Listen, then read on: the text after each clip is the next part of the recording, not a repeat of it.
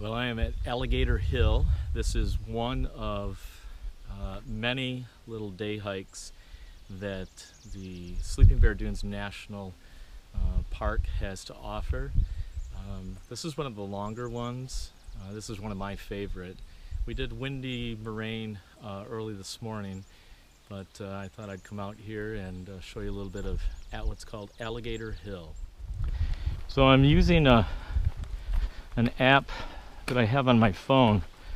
My brother uses it a lot, and we've probably seen this in some of my other videos, but I haven't had a lot of experience with it. So I thought that this week of vacation up here doing these day hikes would be a great opportunity to learn it. So I'm recording a track right now. Hello.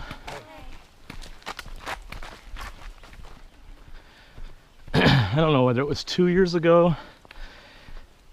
I think it was 2 years ago.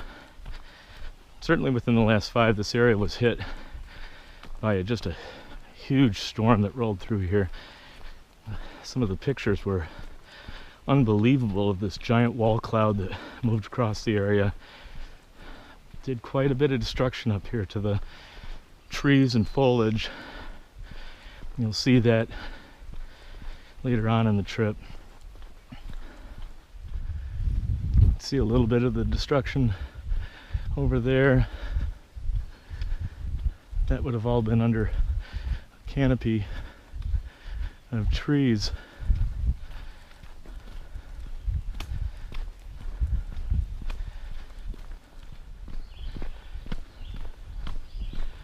We come up here quite often for a winter weekend and stay at a place. The name of the place is called Halcyon, that my wife's side of the family, extended family, comes up and rents for a weekend. We do some skiing and snowshoeing and sledding and tubing. It's a great time, and this is one of my favorite trails to both cross-country ski and snowshoe on.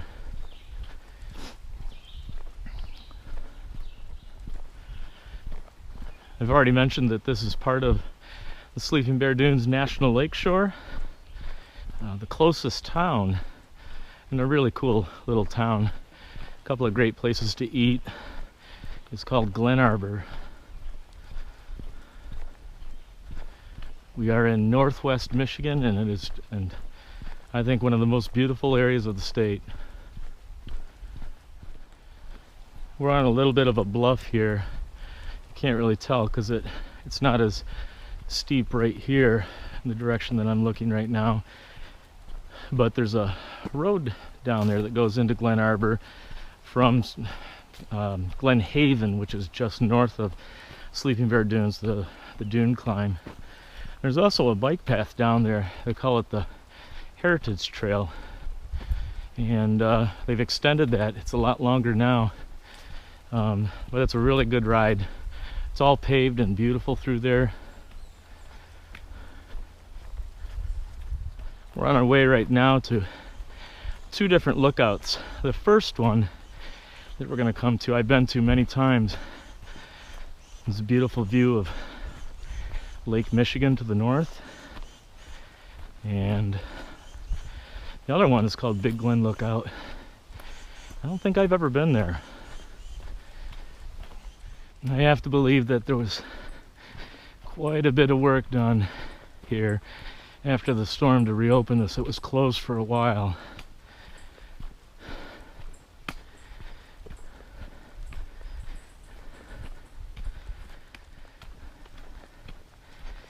Well, we've been climbing almost ever since we started. It's not all that steep, but it's a nice little workout. Hello there. Go green. Go white. Let's go state. Yes.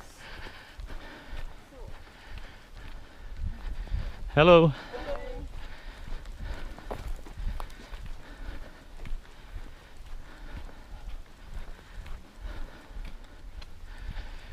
When I first started backpacking, it was with my wife, and she's actually the one that got me started with this. But we moved into having children and backpacking changed into the pop-up camper doing all the state parks.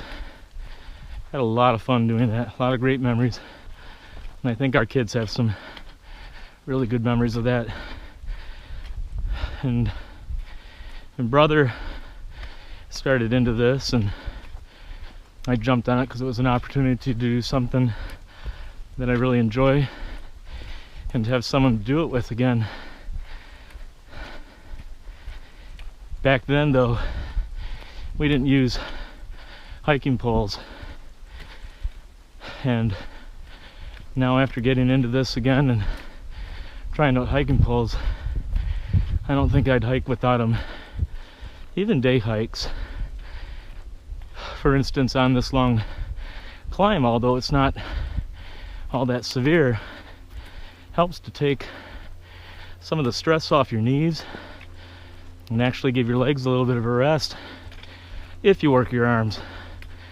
Every time I'm pushing with one of my legs, I'm pushing at the same time with one of the poles.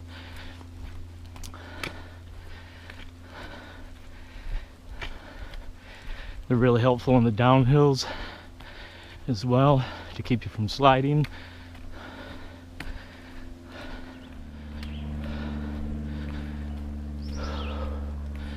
Well, we're coming up to the first lookout.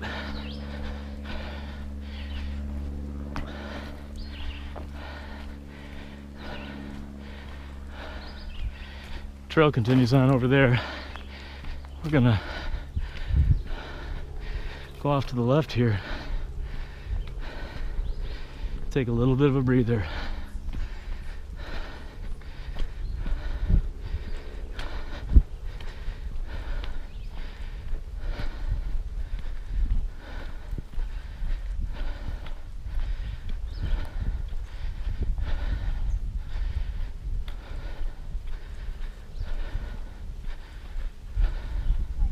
How are you? What's that? Didn't look like it was this warm. That's a little bit of a climb there. Yeah, it is. Worth it though.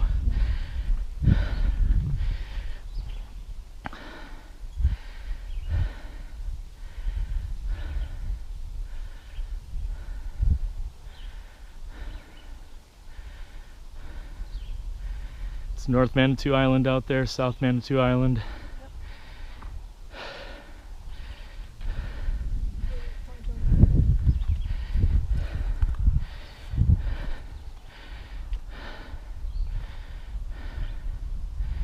Sleeping Bear Point over there. And down the side of this hill is where I was talking earlier about the Heritage Trail and the road. There's a road that runs into Glen Arbor there, goes all the way back out to Glen Haven. Well, time to head. We're gonna head up to Big Glen Lookout, whatever it's called.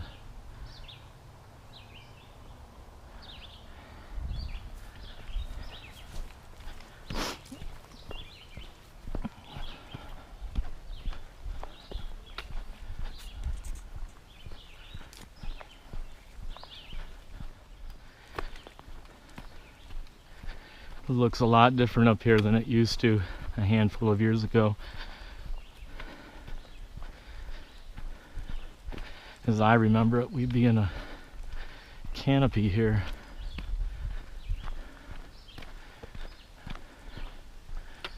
I'm not sure. I think that goes back. Well, let's take a look at Backcountry Navigator. Well, it looks as though this is Big Glen Lookout. This is another loop. On Backcountry Navigator, it looks like that we passed there back on the left. It said all trails this way. I'm wondering if that trail is blocked off due to the storm. We won't try that today. I have a limited amount of time, but we are going to go out to Big Glen Lookout if I'm reading the app correctly, and see what kind of view it has for us.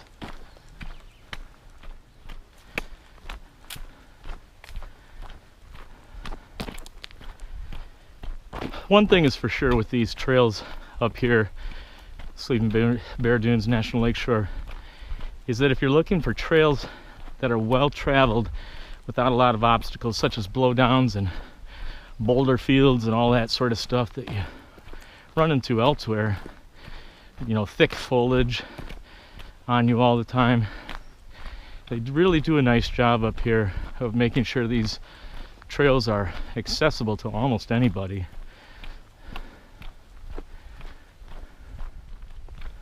There's Big Glen Lake.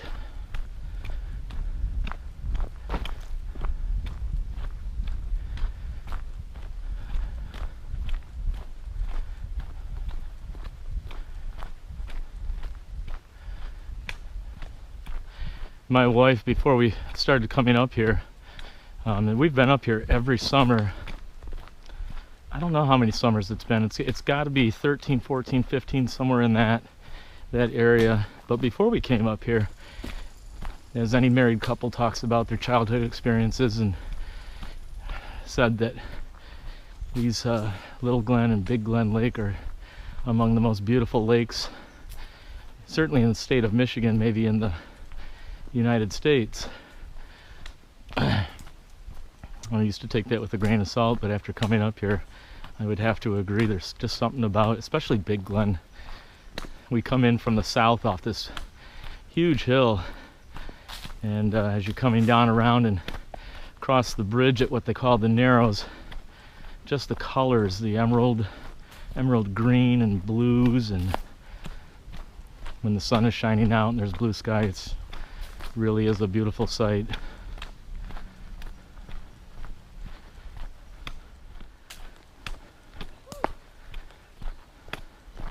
How are you guys? Good.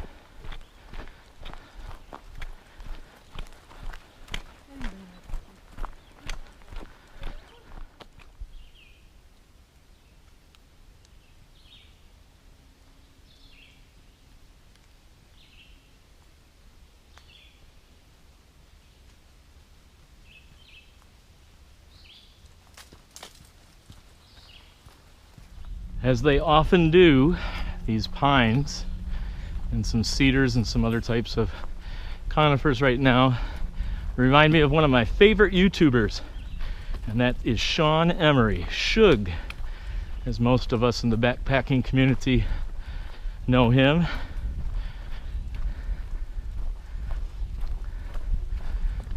Shug, here's a shout out for you. Woo, buddy!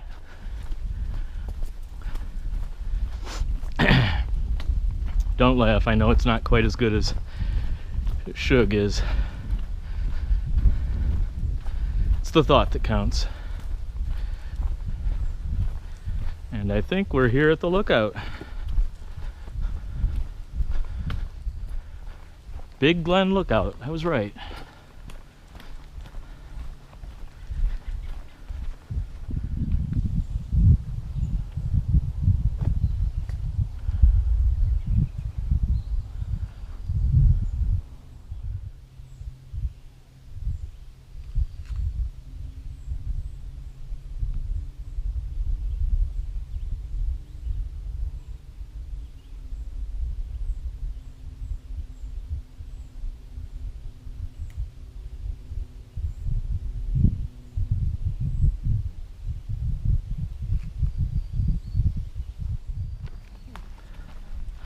Well, I had a nice break. I had a delicious apple and some water and got to sit there on the bench and take in the beautiful sight. We're headed back the same way we came right now. The trail that took us out to Big Glen Lookout. We'll go back to that intersection and take a left where we would have taken a right.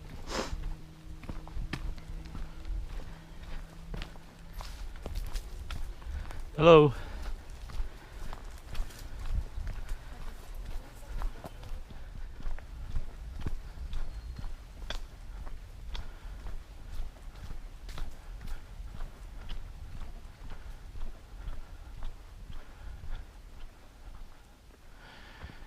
Well, let's take a look at the GPS and see where we're at and where I'd like to take that advanced trail. Yeah, I think we're going to do that. It'll take us around and along Country Day Road.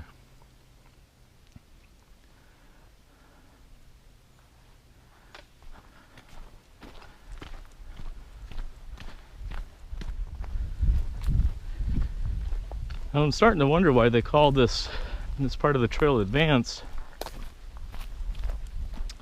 I wonder if it has to do something with the longer length of it. We shall see.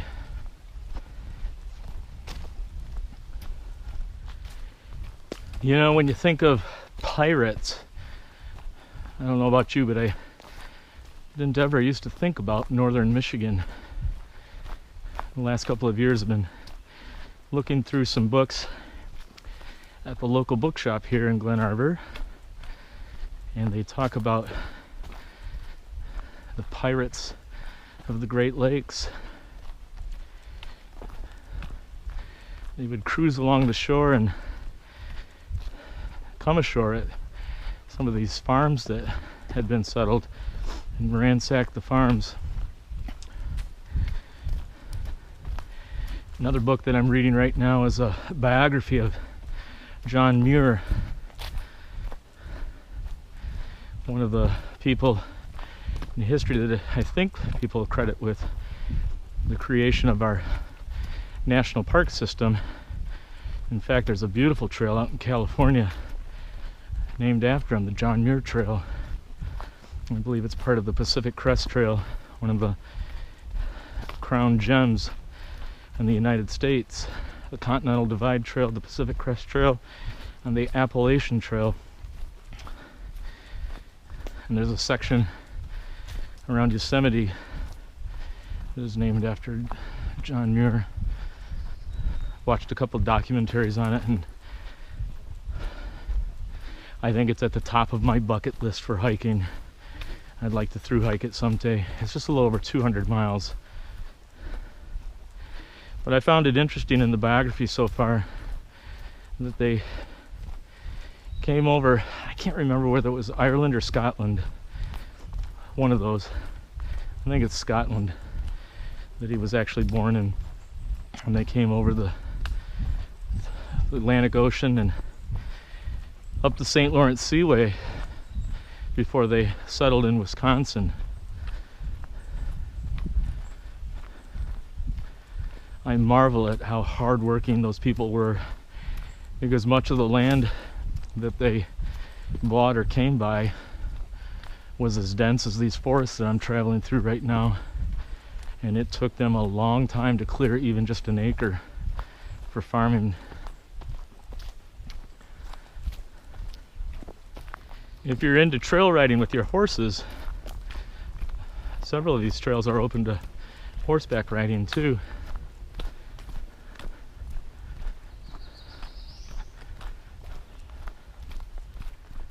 I think this is probably why they call it the advanced loop, and I think they're really referring to wintertime activities. This would be a lot of fun, depending upon your skill level, coming down in the wintertime on a set of cross-country skis.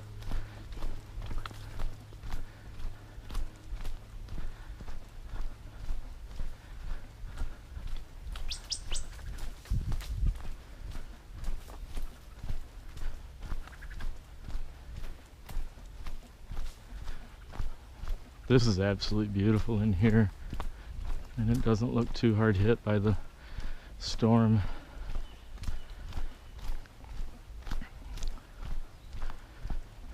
We're headed south in this little ravine here going towards Country Day Road, and then I believe the trail winds its way along Country Day Road and starts heading north back to the trailhead.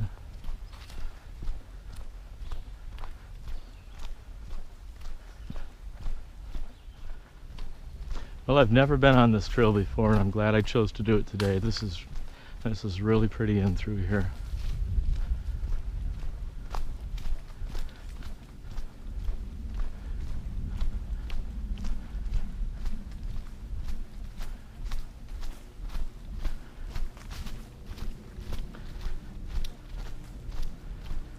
Guess while we're at it, I'll offer some of my humble advice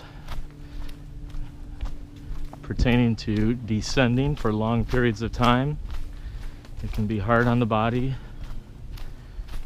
not only in the legs like the quadriceps and the knees, but also on the toes if you don't have the proper footwear, or if you don't have even if you have some good boots or good hiking shoes, if you don't have them laced up properly.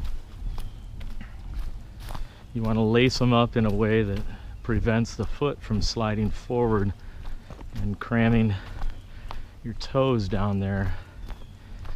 It's not so bad if it doesn't last very long, but when you're descending for long periods of time, every time those toes get crammed in there, you're asking for bruises and blisters. So I found that when I lace them up, don't necessarily have to make the initial laces really tight, but that those hooks that are often down low right before you start to go up the ankle, if you tighten that up, I find that prevents the foot from sliding forward, because it doesn't allow the ankle to go forward.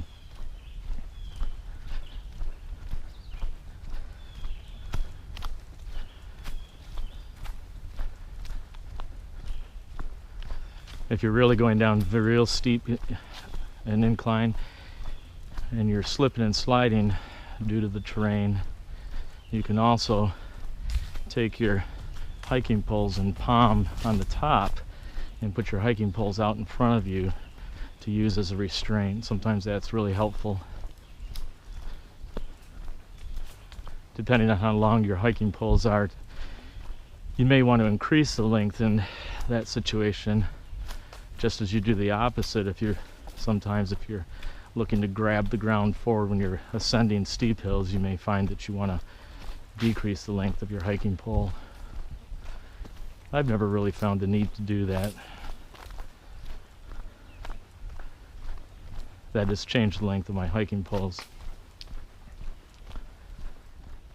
Speaking of footwear, I have very wide feet. I'm sure there are others of you out there that have that same problem as well. There are a lot of shoe manufacturers and boot manufacturers that don't cater to our needs. I have been extremely happy with the boots that I'm currently wearing. I've been using them for the last couple of years on pretty much all of my hiking trips. And those are made by Lowa, L-O-W-A. And they make wide sizes.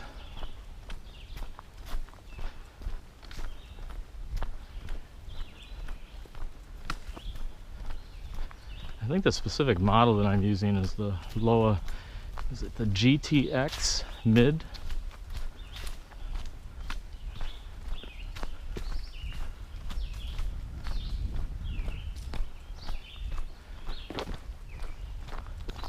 I think they're the right mixture of support and lightweight. They're waterproof, they're Gore-Tex lined, and they've held up great.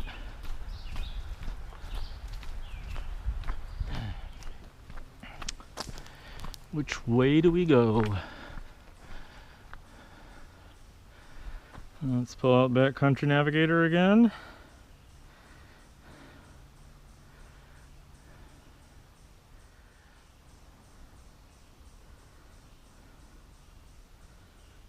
Looks like we go straight.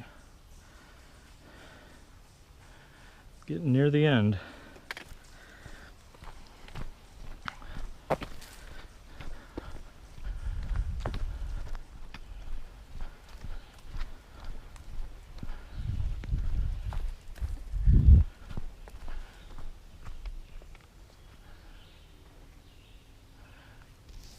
I think this is where the intermediate trail comes in, but not sure. No. We've got to go up this. And then a left at the next junction. This must be a new trail. I'm wondering if this goes out to another trailhead off of Country Day Road.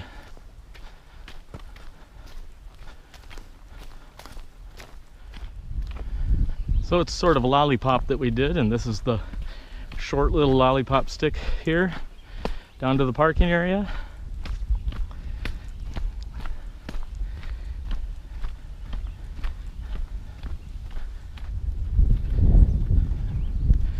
Take a look at the map over here and show you what we did.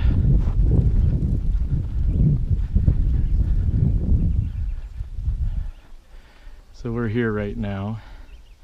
We went here, took a left, went up here, stopped at the Island Lookout, went out to the Big Glen Lookout, came back, went down here and took this advanced loop, and then up through here. So take a look at the stats. So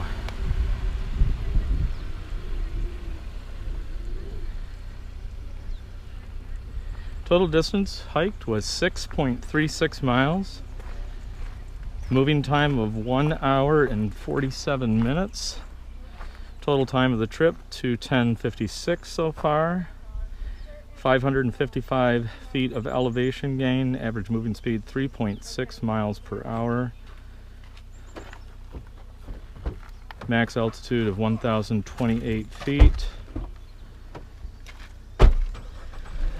Maximum and minimum grade was 18%.